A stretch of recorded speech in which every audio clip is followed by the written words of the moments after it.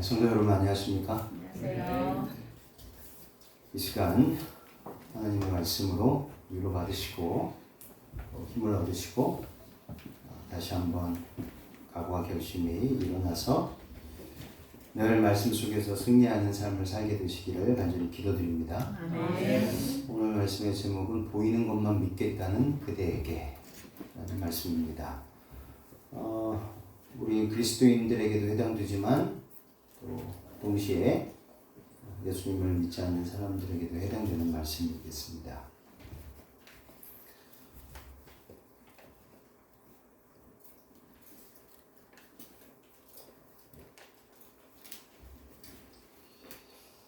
보이는 것만 믿겠다는 그대에게.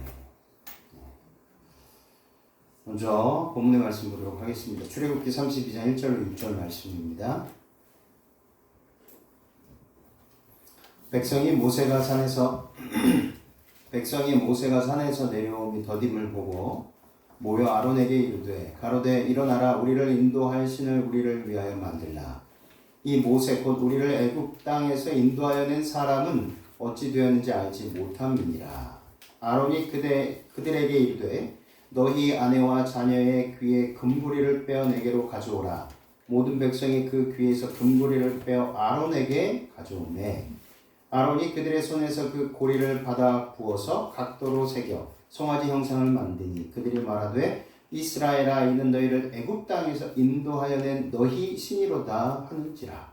아론이 보고 그 앞에 단을 쌓고 이에 공포하여 가로되 내일은 여호와의 절일이니라 하니 이튿날에 그들이 일찍이 일어나 번제를 드리며 화목제를 드리고 앉아서 먹고 마시며 일어나서 뛰놀더라.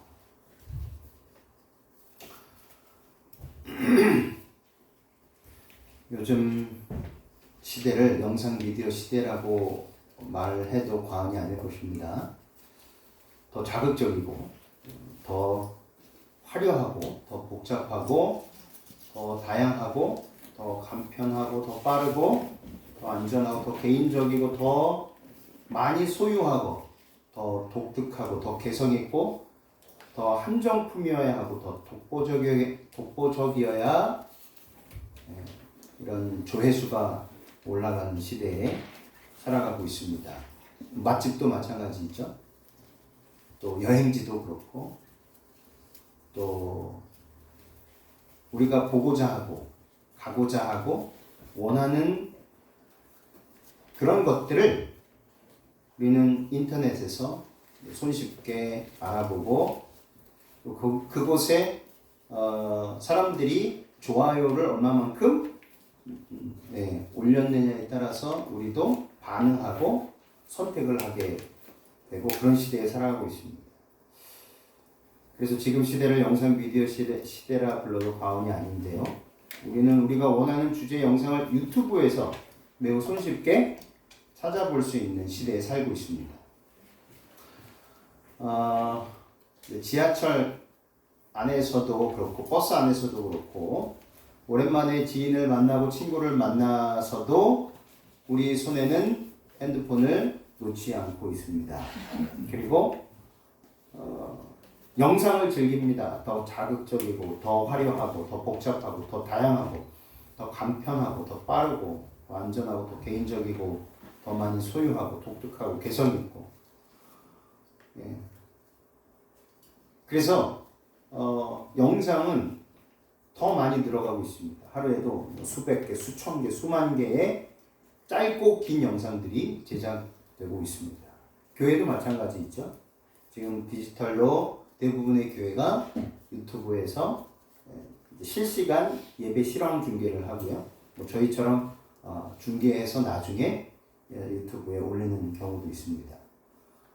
유튜브에 나주 하늘빛 교회 치면은 제가 올려놓은 영상들이 한 6, 7개 올라와 있습니다. 깜빡하고 찍지 못한 때도 있었지만 이제 조금 시간이 지나서 저희들이 좀 장비가 갖춰지면 실시간으로도 영상을 띄워 올리려고 합니다. 현재까지는 우선 영상을 녹화하고 후에 이렇게 올리고 있습니다. 인간은요 가장 값비싼 음식을 먹고 가장 비싼 집을 소유하고 가장 비싼 자동차를 몰고 다니고 아름다운 멋진 곳을 여행하고 또 그렇게 대저택에 살고 높은 지위와 권력을 소유한다 하더라도 뭐를 못합니까? 네, 만족을 못하는 존재가 바로 우리입니다. 감사하지도 않고 행복해하지도 잘 못합니다. 특별히 우리나라 사람들은 워낙 이 OECD 국가 중에서도 행복지수가 낮은 나라에 속해 있습니다. 이렇게 민족성인 것 같아요. 욕심도 많고 또 만족을 잘 모르다 보니 그러다 보니 그 경쟁 세계적인 경쟁에서 우위를 점령하고 있는 것 같습니다. 경제 전 세계 10위 안에 드는 경제 대국이고요. 문화도 그렇고 지금 K-팝 또 K 뭐라 그러죠? K 문화라고 하나요? 영화, 드라마 또 음악 할 것 없이 우리나라 문화가 전 세계적으로 굉장히 빠른 속도로 확산되고 있고 인기를 끌고 있는 상황입니다. 그뿐만이 아니라 학업도 그렇고 스포츠도 그렇고 여러 가지로 물론 이제 단점이 있고 또 우리가 고쳐야 되고 보완해내야 되고 또 수정해야 될 것들이 많이 있습니다. 특별히 이제 제가 생각하는 분야는 교육인데 우리나라 교육이 이대로 가다가는 굉장히 좀 우리의 삶이 좀 피폐해질 것 같다라는 생각이 들어서 우리 후 세대들에게 우리 나라를 또 우리 교회를 물려줘야 되는데 우리나라의 교육 현실은 굉장히 그렇지 못하다는 것을 보게 됩니다. 네, 우리가 감사하지도 행복하지도 않는 그런 존재인데 속절없이 죽을 수밖에 없는 인간의 한계를 보게 되는 것입니다. 그렇게 인간은 만족함을 모르다 보니 더 새롭고 더 나은, 더 자극적이고 더 독특한 것을 쫓아다닐 수밖에 없어요. 그러니 얼마나 고달픈 인생을 살아가는지 모르겠습니다.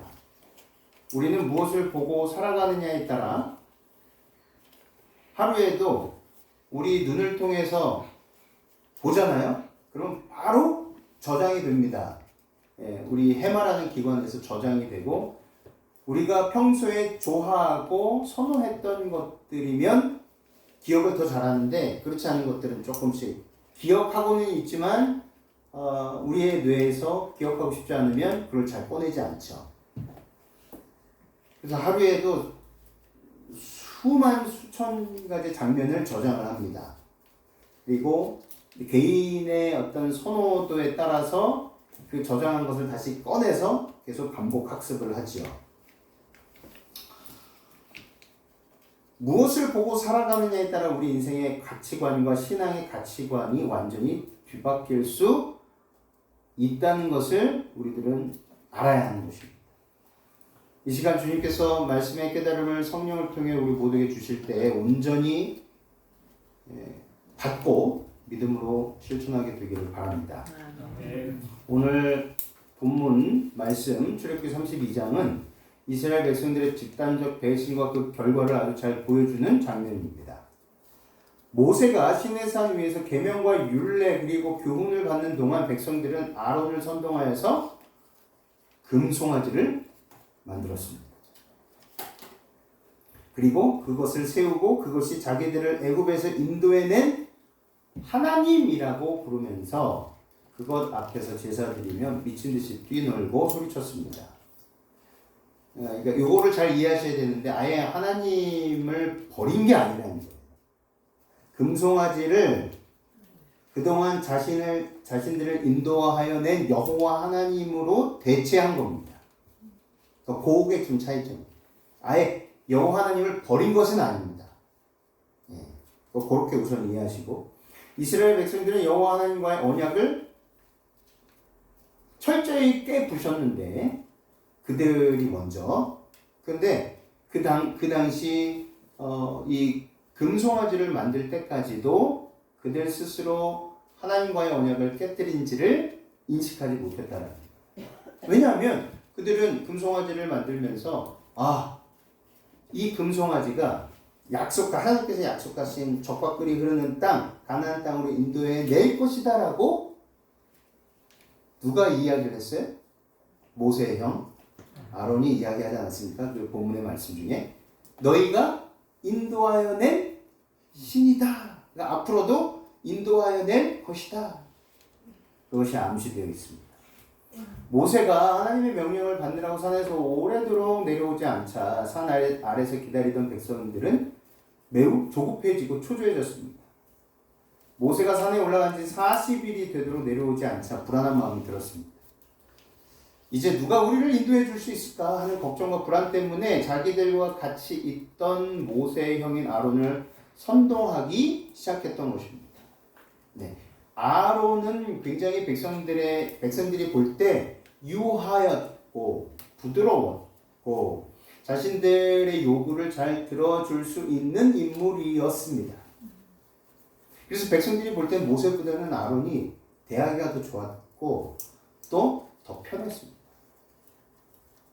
아론은 그들에게 선동되어 금 장식품을 가져오라고 했고 그것을 녹여 금 송아지를 만들어 세우고 말하기를 이것이 앞으로 너희를 인도해 줄 신이다. 아론은 그들에게 선동되어 금 장식품을 가져오라고 했습니다. 그리고 이것이 앞으로 너희를 인도해 낼 신이라고 선언했습니다. 이스라엘 백성들은 왜 우상을 만들었을까? 먼저요. 죄가 이 세상에 들어오고 아담과 하와로 인해서 이 세상에 들어오고 아담과 하와의 후손인 우리들이 어떻게 변했는지. 물론 엘렌 화이트는 여전히 하나님의 품성과 하나님의 형상과 하나님의 모양이 아주 조금 있다고 이야기를 합니다. 아주 조금 남아있다는 것은 아예 없다는 얘기는 아니죠. 조금 남아있다는 것은 가능성이 있다는 거예요. 그래서 주님께서는 우리 한 사람 한 사람을 가능성을 보시되 때로는요 0.1%의 가능성이 없다 하더라도 그 선택을 후회하지 않으십니다. 그거를 이해할 때 우리의 신앙이 우리의 믿음이 굉장히 크게 빠른 속도로 자라게 되는 것입니다. 왜냐하면 우리의 그 이성적인 머리로서는 도무지 그것이 이해가 안 되기 때문이에요. 0.1%의 가능성이 있으면 사람들은 도전을 하고 투자를 하고 뭘 막 합니다. 근데 하나님께서는 0.1%의 가능성이 없어도 선택하시고 후회하지 않으십니다. 나중 일들을 다 아심에도 불구하고 어떤 사람이 어떻게 멸망할 것이고 어떤 사람이 어떻게 당신을 떠날 것이고 그런지를 다 아시면서도 뭐 하지 않으세요? 포기하지 않으시고 놓지 않으십니다. 그게 성령께서 깨닫게 해주셔야 조금씩 이해가 되는데 우리의 머리로서는 아무리 이해하려고 해도 이해가 되지 않습니다. 제가 삼육대학교 신학대학원을 다닐 때 영국의 아주 유명한 여성 구약학 박사님이 오셨었어요. 그런데 나중에 알고 보니까 그분이 하나님을 믿는 분이 아니셨어요. 그냥 구약학 박사예요. 이런 사람이 많이 있습니다. 성경을 연구하는 사람들이 있어요. 믿지는 않고. 그러니까 신에 대해서, 하나님에 대해서 자기 자신을 온전히 하나님께 드리는, 하나님께서 우리에게 모든 걸 다 주셨잖아요. 생명까지 주셨기 때문에 우리도 마땅히 하나님께 드리는 것인데, 그런 관계에서 연구하는 것이 아니라 그냥 말 그대로 학문으로 구약과 신약을 연구하는 박사들이 많이 있습니다. 어쩌다 보니 그분을 이제 초청을 한 것 같아요. 나중에 알고 나서 정말 실망이 컸습니다. 실망이 컸는데 제가 학교에다가도 교수님에게 항의를 할 뻔했는데 하진 않았습니다. 예. 어쨌든 이 죄가 들어오고 난 이후에 영적인 그 지도력을 성령을 통해서 하나님께서 인도해 주시는데, 그것을 받지 않는 사람들은 제가 방금 말씀드린 것처럼 구약 박사는 될지 몰라도, 성경의 통달하고 박사는 될지 몰라도 하나님께서 함께하지 못하시기 때문에 초자연적이고 정말 합리적이고 이성적이고 과학적으로 설명할 수 없는 것들을 설명할 수가 없는 것입니다. 눈에 보이지 않기 때문에 믿지 못하는 거예요. 또 오늘 제목이 무엇입니까? 보이는 것만 믿겠다고 하는 그대에게. 지금 많은 사람들이 그렇죠? 나는 보이는 것만 믿을 거야. 이번 주에 어떤 분이 그러셨어요? 보여야 믿는다 라고 그러셔서 제가 순간 어떻게 말씀을 드려요? 하다가 이제 이 영감을 주신 거예요. 이 말씀을 준비해야 되겠다. 인간의 죄는요, 묻지도 않고 인간이 요구하는 것만 군소리 없이 주는 만만한 신을 인간은 이런 신을 찾습니다. 그렇습니까? 네. 내가 원하는 대로 해줄 수 있는 신이 필요한 거예요. 사람이 고안해하여낸 종교를 보면 인간의 이성으로 이해가 잘 되는 교리를 만들고요. 언제라도 찾아가면 만날 수 있는 신의 형상을 만들어 놓고 세워 놓습니다. 그 신은 거기에 좌정하고 있어서 나의 생활에 따라와서 간섭할 수 없어야 합니다. 제 인간의 죄는 터치하지 않으면서 달라는 것만 군소리 없이 주는 만만한 신이 필요하다는 것입니다. 그래서 그런 신을 만들어 놓고 자기의 신이라고 섬기고 있습니다. 이것이 타락한 이후에 공통적인 신에 대한 개념입니다. 그러니까 우리도 잘 생각을 해야 돼요. 날마다 내가 정말 여호와 하나님을 섬기고 있는가, 따르고 있는가, 순종하고 있는가, 아니면 세상 사람들처럼 하나님을 믿지 않는 사람들처럼 그렇게 내가 원하는 신으로 하나님을 그렇게 만들어가고 있지 않는가.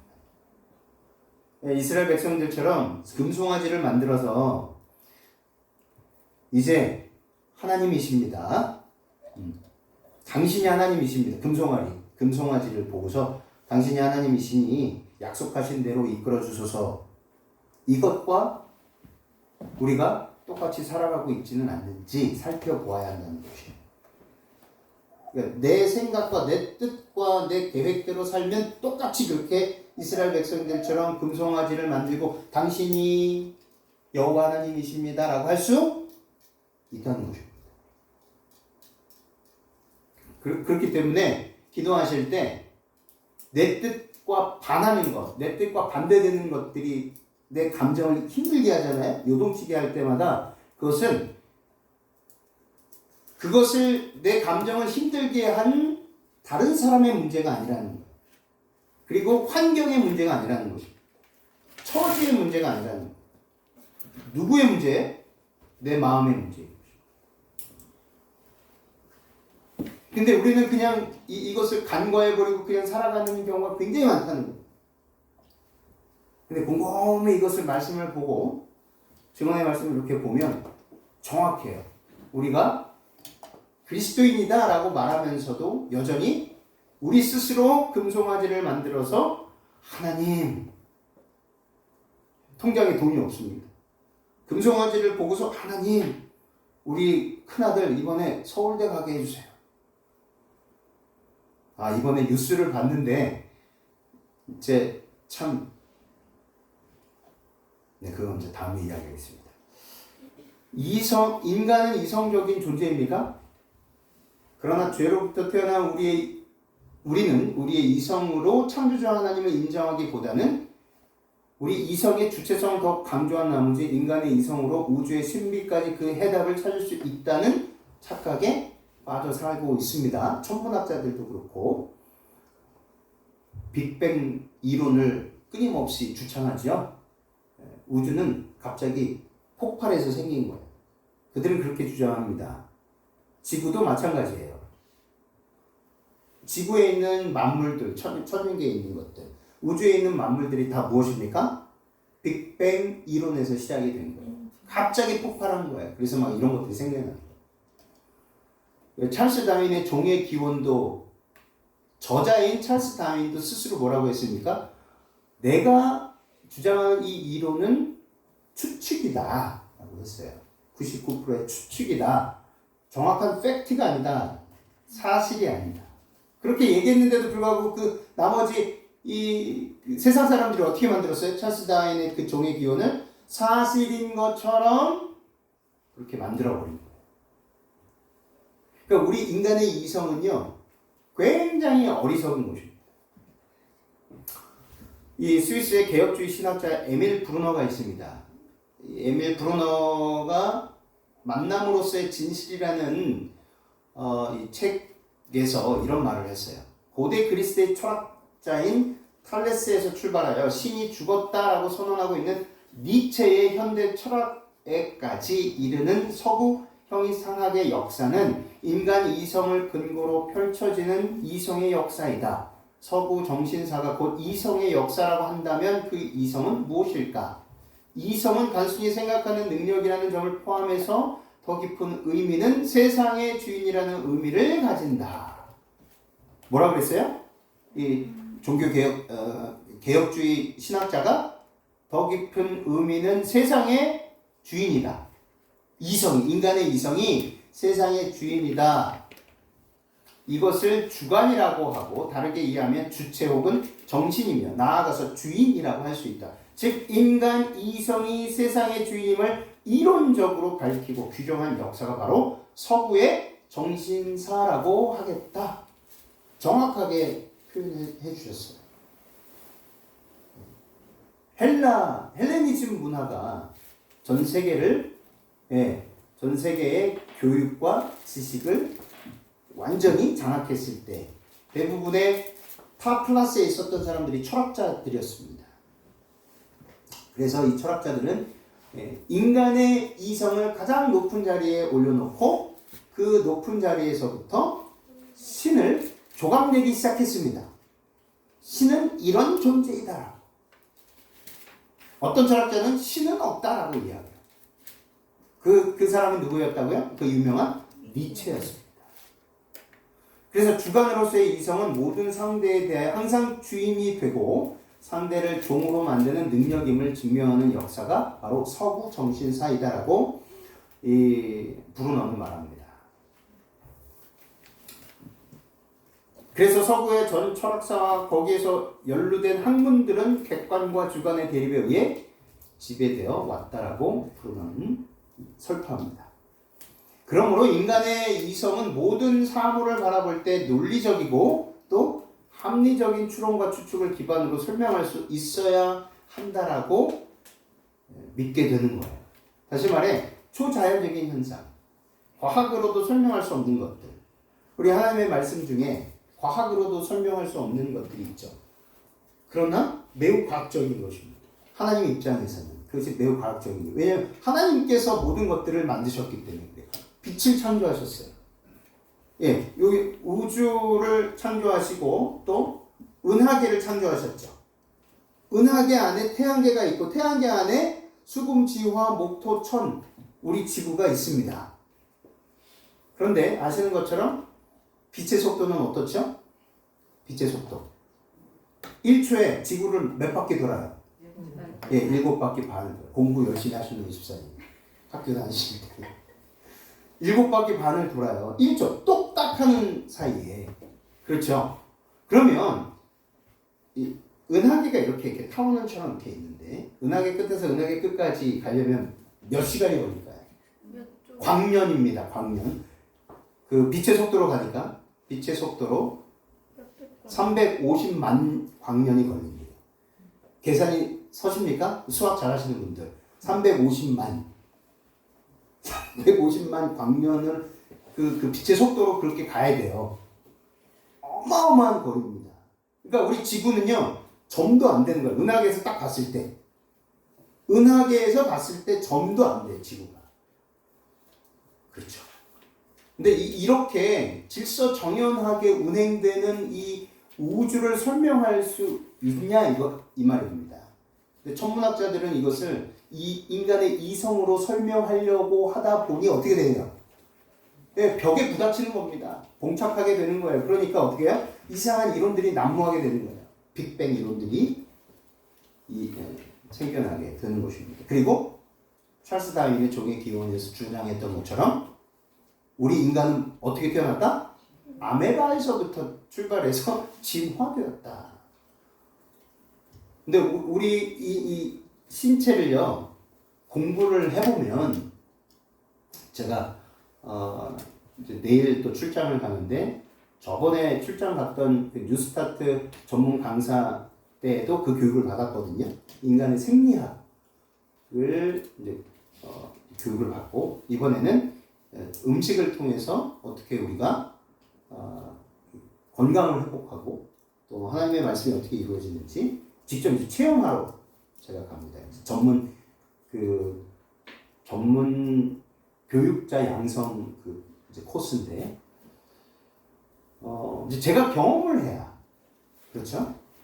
우리 성도님들께도 분명하게 더 말씀을 드릴 수 있잖아요. 건강이 어떻게 이루어지는지, 우리 세포가 어떻게 건강하게 유지되는지, 하나님의 말씀을 이미 말씀해 놓으셨는데 왜 우리들은 그걸 실천하지 못하고 있는지. 제가 고백합니다. 제가 참 고기를 좋아했었어요. 네. 그리고 천명선교사 때는 말씀으로 그것을 끊었어요.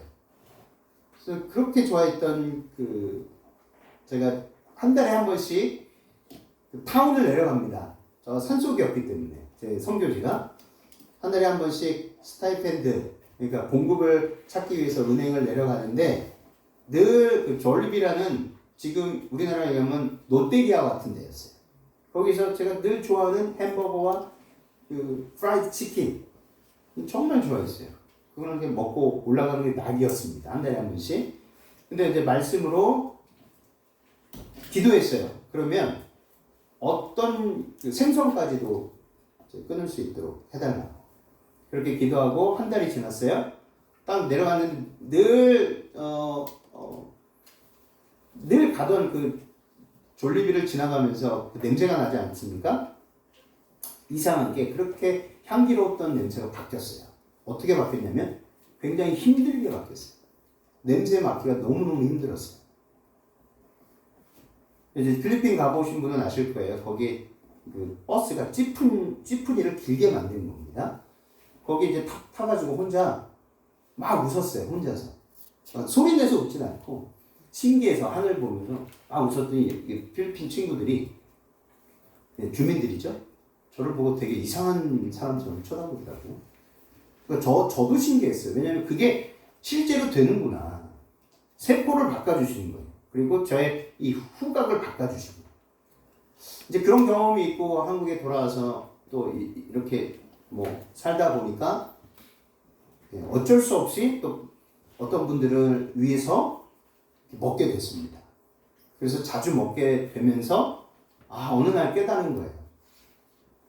하나님의 뜻을 먼저 구하고 찾고 섬기고 그 다음에 가르치고 했었어야 되는데 제가 이렇게 거꾸로 된 겁니다. 사람의 뜻, 사람의 마음, 사람의 마음을 사기 위해서 굴복했다라는 것을 알려주셨어요. 그래서 다시 기도하고 말씀으로 그렇게 해주십시오. 그래서 현재는 먹지 않고 있습니다. 근데 그것이 저의 어떤 건강을 위해서 우선 그건 아니고요. 또 무엇을 위해서 그것도 아닙니다. 중요한 것은 말씀 때문에 말씀을 받고 그 빛대로 살아야 되겠다라는 결심을 주신 겁니다. 그래서 그 결심을 주실 때 해보겠습니다 라고 믿은 거예요. 믿고 기도한 것 뿐입니다. 그리고 기도했기 때문에 하나님께서 도와주실 것을 믿고 입에 넣지 않은 겁니다. 여전히 저는 그것이 또 풀리면 어떻게 돼요? 열심히 먹을 거예요. 예. 왜냐하면 본성적으로, 태생적으로 갖고 있는 입맛이 있기 때문에. 근데 이것을 이겨나갈 수 있는 게 저의 개인적인 노력으로 안 됩니다. 예. 여기 여러분 앞에서는 이렇게 말을 해도 뒤에 가서 아무도 없는 곳에서 혼자서 또 저기 제일 유명한 곳이 나주 하면은 나주 곰탕집이 있어요. 거기 가서 열심히 먹을 거예요. 근데 이거는 제가 말씀드린 거는 하나님과의 약속이에요. 누가 보든 안 보든 하나님께서 해주시겠다라고 약속하셨기 때문에 저는 믿는 것 뿐입니다. 그리고 입에 넣지 않는 것 뿐이에요. 참는 거예요. 그러면 그것이 실제로 냄새까지도 바꿔주십니다. 그러니까 여러분께서도 이러한 경험들을 하시길 바랍니다. 그것이 비단 뭐 음식을 떠나서 다른 것까지, 감정을 조절하는 그런 모든 것까지 다 포함이 됩니다. 이스라엘 백성들이 출애굽 과정을 통해서 천지를 창조하신 여호와를 만났고 모세는 그 여호와가 자기들의 조상들이 섬기던 신이라고 말해 주었는데 애굽에서 400년 넘게 살면서 거기서 보고 섬겼던 신은 눈에 보이고 손에 만져지는 우상이었습니다. 눈에 보고 손에 만져지는 우상이었어요. 때문에 하나님이 아무리 큰 일을 행하신다 해도 눈에 보이지 않는다는 이유로 잘 믿어지지 않았던 것입니다. 그들에게 익숙한 신은 보고 만질 수 있는 사람이 만들어 세운 우상이었습니다. 이 부분은 부조와 선지서 315조에 분명히 나와요. 그들이 애굽에 있을 때, 이스라엘 백성들이 애굽에 있을 때 물질로 표현된 신들에 익숙해 있었습니다. 네. 우리가 어떤 것에 익숙해 있으면 그게 버리기 쉽습니까? 어렵습니까? 어렵습니다. 눈으로 볼 수 없는 존재를 신뢰하는 것은 어려운 일이었다. 이해가 됐어요, 이제. 이스라엘 백성들이 그렇게 홍해를 구름 기둥과 불 기둥으로 홍해를 또 이렇게 갈라주시고 먹이시고 입히시고 만나러 어마어마하잖아요. 그런데도 그냥 40일 동안 안 내려온다는 이유로 뭐 했어요? 갑자기 아론을 선동해서 금송아지를 만들어서 이것이 하나님이시다라고 했던 것이 이해가 안 가요, 우리로서. 근데 부저자 선지자 보니까 이렇게 설명이 되어 있습니다. 하도 익숙해져 있어가지고 젖어 있었던 거예요.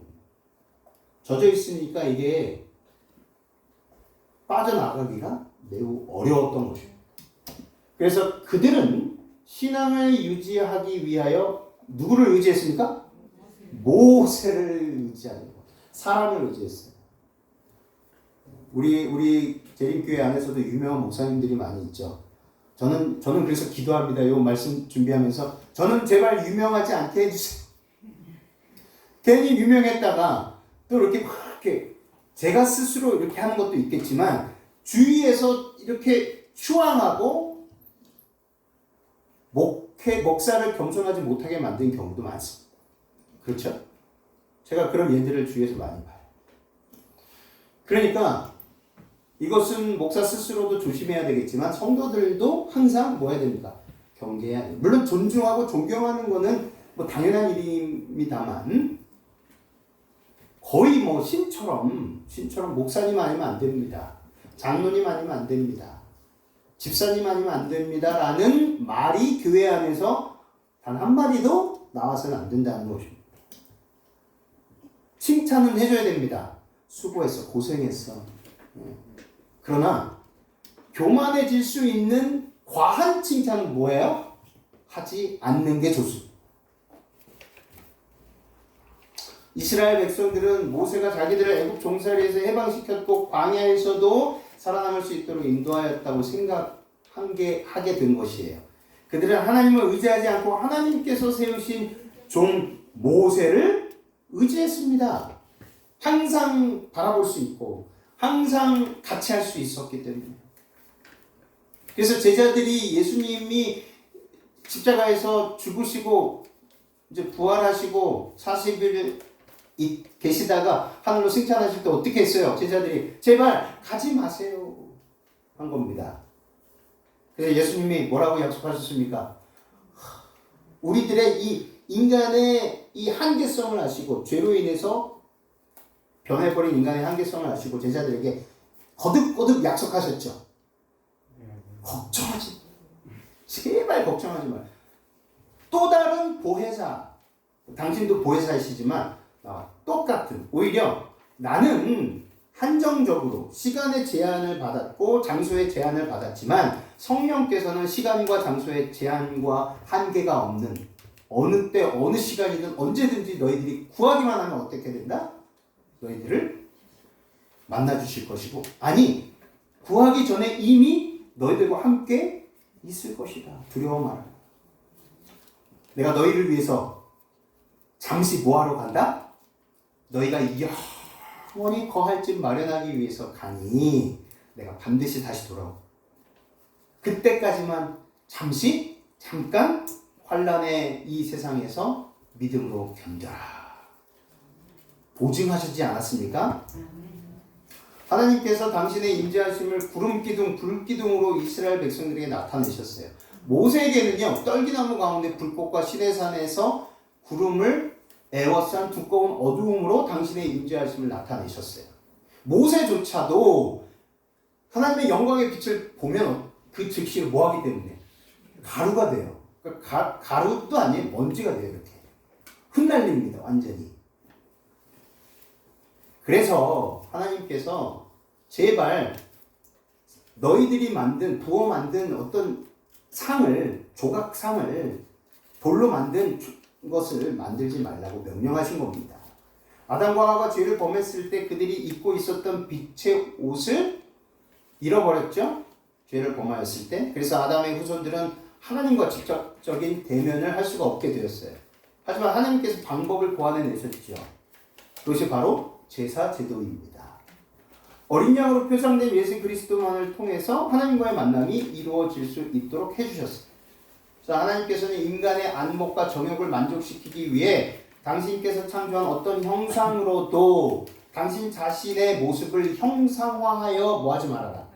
만들지 말아라. 그래서 시내산에서 율법, 계명을 주실 때, 그러니까 그것을 성문화해 주실 때 이미 창세 전부터 있었던 내용이었지만 다시 명확하고 정확하게 인간의 이 머리로 이해할 수 있도록 주시기 위해서 첫 번째, 두 번째 뭐라고 가장 첫 번째 뭐라고 하셨어요? 나 외에 다른 신을 섬기지 마. 그리고 우상을 만들지 마. 왜냐하면 죄로 인하여 어떻게 변하여 살아갈 수밖에 없는지를 아시기 때문에 끊임없이 하나님을 내 눈앞에서 늘 볼 수 있는 존재로서 각인시켜야지만 살 수 있는 인간의 한계성을 아시기 때문에 첫 번째, 두 번째 그렇게 가장 먼저 제발 우상을 만들지 마. 우상을 만들지 마는데 뭐조차도 하나님 당신 자신조차도 만들지 말라고 하신 거예요. 애굽에서 종되었던 몸을 인도해내신 분은 하나님이시고 광야에서 먹이시고 입히시고 구름기둥 불기둥 보하신 분도 하나님이신데 그들은 종 모세를 의지했습니다. 그들은 하나님께서 그들을 보호하기 위해 사용하신 구름과 바람과 물과 바닷물을 갈라지게 하신 이러한 초자연적인 현상들을 눈으로 볼 수 있게 만든 존재가 하나님이 아니라 모세라고 생각한 것입니다. 이것이 죄된 본성을 가진 인간은 눈으로 보이는 것에 초점을 맞추고 그것에 의지하게 되면 의지하게 되면 자신도 모르게 그렇게 우상을 만들 수밖에 없다는 것을 하나님께서 아신 것입니다. 하나님께서는 당신의 영광의 빛을 최대한 가리시고 어린 양으로 표상된 예수 그리스도를 통해 우리를 만나십니다. 우리는 하나님의 영광의 빛을 조금이라도 보면 살 수 없고 바로 먼지가 되어버립니다. 그러기에 하나님께서 우리를 위하여 철저히 당신의 모습을 가리십니다. 그래야지만 우리가 살 수 있기 때문이에요. 놀라운 사랑이 아니겠습니까? 낮은 대로 임하셨다라는 것은요, 바로 이런 하나님의 우리를 배려하시고 우리를 사랑하시되 우리의 상태를 아시고 당신 자신을 철저히 가리우신 것입니다. 그래서 예수님께서 오실 때 어떤 모습으로 오셨어요?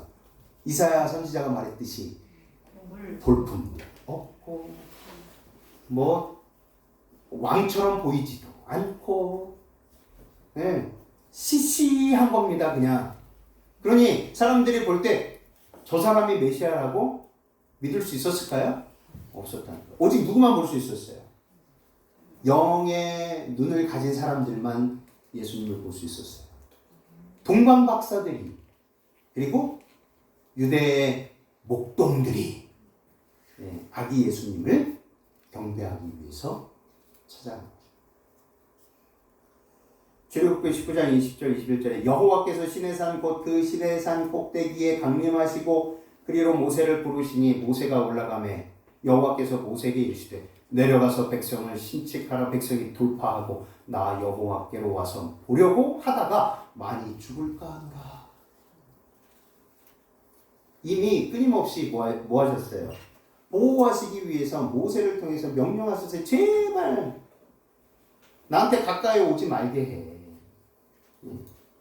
부자선지자 339쪽에 여호와께서 그 처소에서 나오사 땅의 거민의 죄악을 벌하실 것이라. 그의 임하는 날을 누가 능히 당하며 그의 나타나는 때 누가 능히 서리요.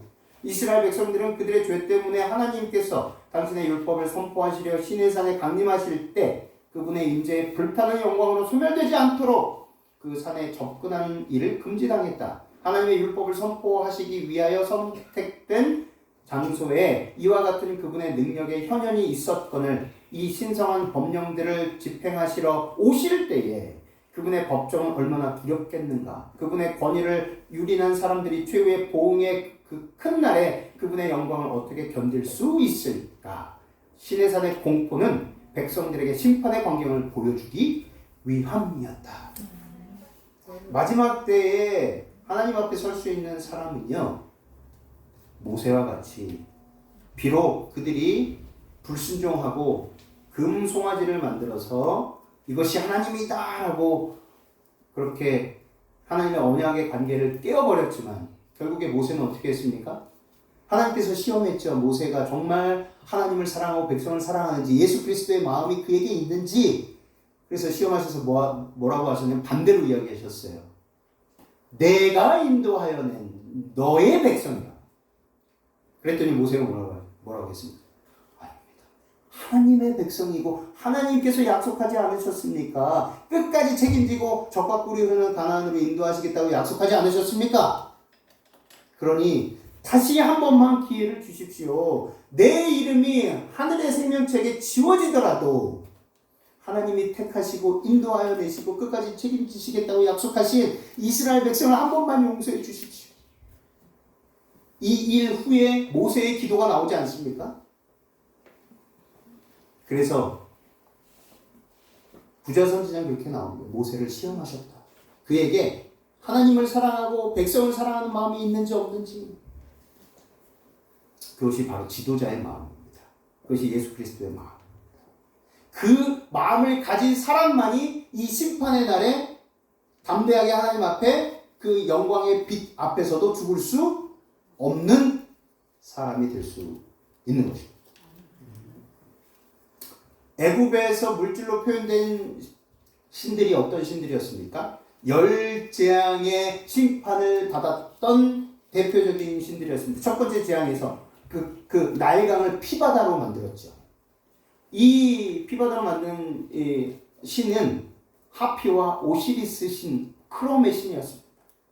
두 번째, 개구리 재앙을 내리셨죠.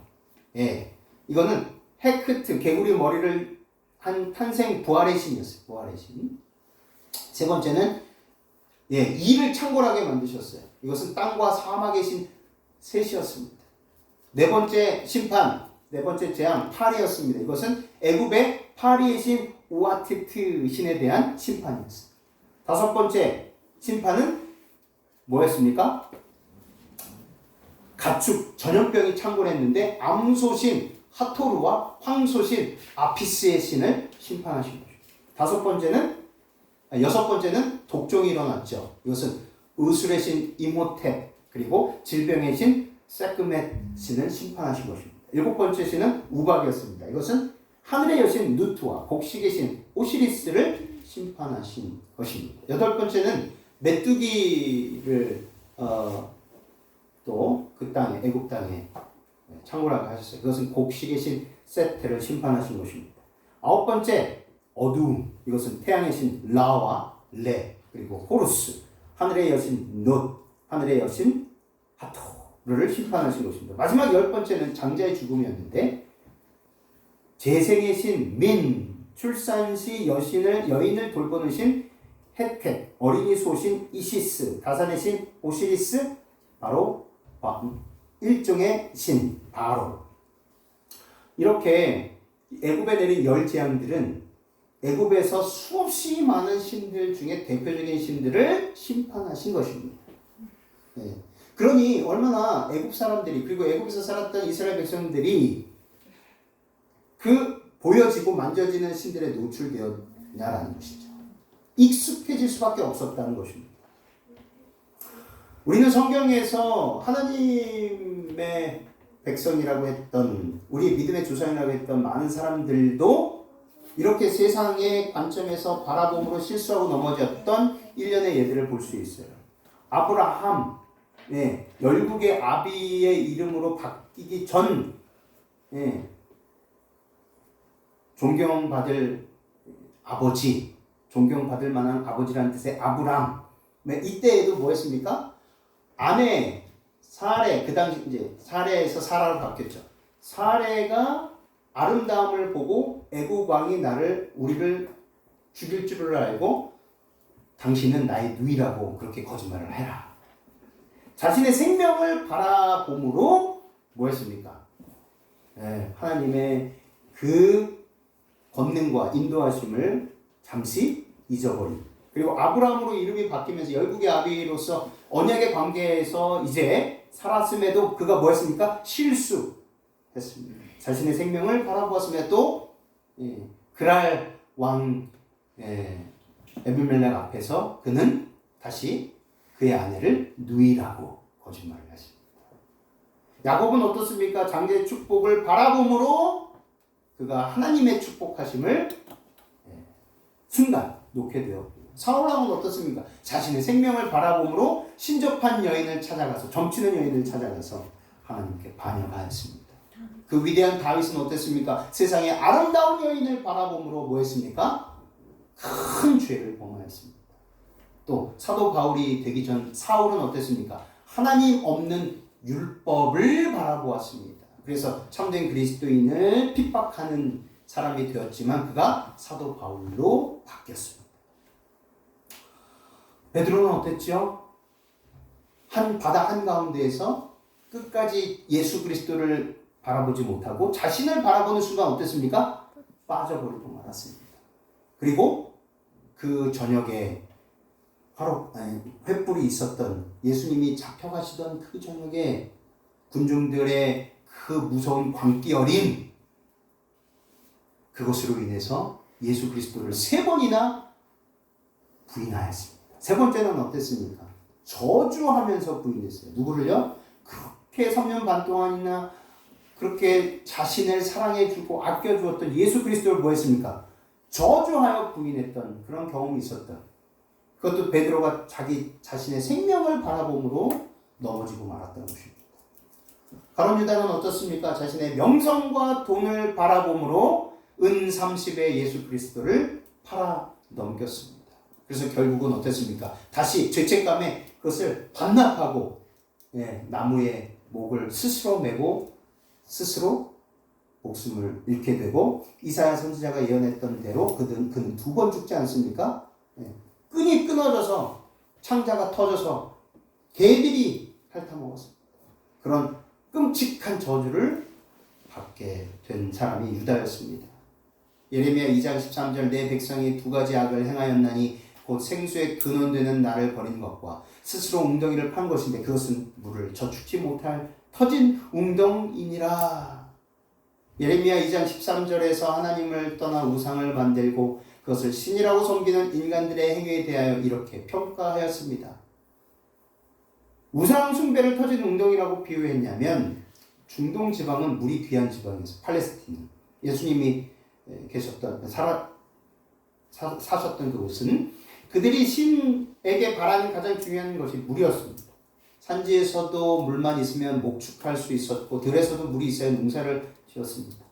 인간이 만든 신은 사람을 바르게 인도하거나 돕지 못하고 도리어 사람을 빗나가게 하고 도리어 사람의 도움을 받을 뿐입니다.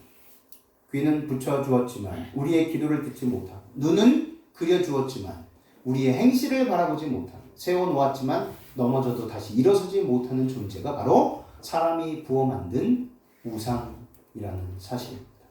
시편 115편 5절에 4절에 저희 우상은 은과 금이요 사람의 수공물이라. 이사야 44장 15절 무릇 이 나무는 사람이 화목을 삼는 것이오늘 그가 그것을 가지고 자기 몸을 더럽게 덮게도 하고 그것으로 불을 피워서 떡을 굽기도 하고 그것으로 신상을 만들어 숭배하며 우상을 만들고 그 앞에 부복하는 도다. 조각한 우상을 의뢰하며 부어 만든 우상을 향하여 너희는 우리의 신이라 하는 자는 물리침을 받아 크게 수치를 당하리라. 정말 선지자를 통해서 이 우상 숭배가 어떤 결과를 낳게 되는지를 끊임없이 경고하시고 끊임없이 우리로 하여금 제발 쳐다도 보지 말고 만들 생각도 하지 말아라. 하나님 당신 자신에 대한 것도 부어서 만들지 말아라. 그렇게 말씀하셨죠. 나 외에는 다른 것들을 신으로 섬기지 말라. 그 어떤 모양으로라도 하나님을 만들 생각을 하지 말라 하셨습니다.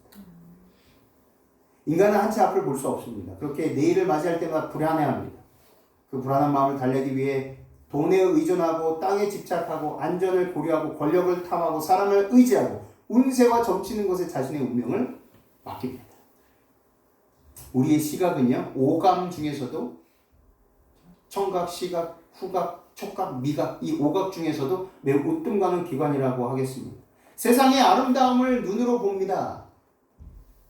그래서 그냥 여행만 다니는 사람들이 있죠. 미쳐가지고 여행의 신이에요. 동시에 세상의 황폐함도 눈으로 봅니다. 늘 걱정하고 염려하고 조마조마한 형형색색의 아름다운 먹을거리를 봅니다. 식탁의 신입니다. 화려하고 궁전 같은 집을 봅니다. 탐욕의 신이에요. 몸을 치장하는 그 문 보석을 늘 봅니다. 탐욕의 신이에요.